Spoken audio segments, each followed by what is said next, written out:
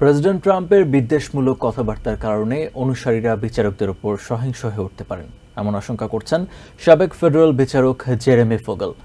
মঙ্গলবার PBS news আওয়ারকে তিনি বলেন, প্রশাসনের কর্মকাণ্ড আইনের শাসন প্রতিষ্ঠায় সহায়ক নয়।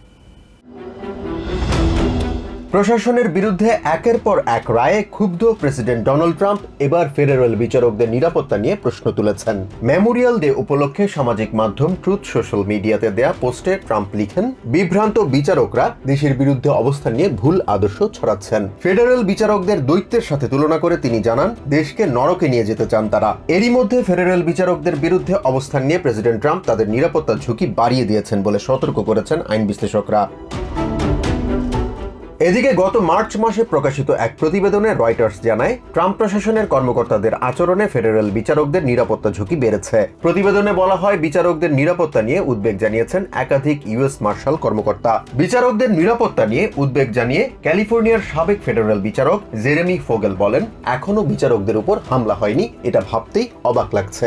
ফেডারেল বিচারক হিসেবে দীর্ঘ 37 বছরের অভিজ্ঞতার কথা জানিয়ে ফোগেল বলেন, এর আগে কোনো প্রশাসন বিচারকদের বিরুদ্ধে এমন অবস্থান নেয়নি। তিনি জানান, প্রেসিডেন্ট ট্রাম্প এবং তার প্রশাসনের কর্মকর্তারা নিয়মিত বিচার কাজ নিয়ে কঠোর হয়েছেন, যা কোনোভাবেই আইনের শাসন প্রতিষ্ঠায় সহায়ক নয়। বিচারকদের নিয়ে ট্রাম্পের বক্তব্য ঘৃণা ছড়িয়ে দিচ্ছে উল্লেখ করে ফোগেল বলেন, প্রেসিডেন্টের বিদ্বেষমূলক কথাবার্তায় তার অনুসারীরা সহিংস হয়ে উঠতে পারেন। ট্রাম্পের কথাবার্তা ঠাট্টার মতো শোনা গেলেও আসলে তিনি বিচারকদের হেয় করতে চাইছেন বলেও মন্তব্য করেন সাবেক ফেডারেল বিচারক।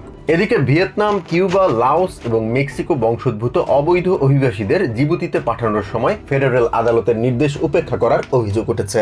ওই অভিবাসীদের আইনজীবীরা জানান, আইসের হাতে গ্রেফতারের পর আইনি সহায়তা চাইতে পারেননি তারা। এই ঘটনাকে অরাজক বলে সমালোচনা করেছেন ম্যাসাচুসেটসের ফেডারেল বিচারক। এছাড়া সংশ্লিষ্ট কর্মকর্তাদের কারণ দর্শানোর নির্দেশও দিয়েছেন তিনি। Jahan Mithun, TVN 24 news desk.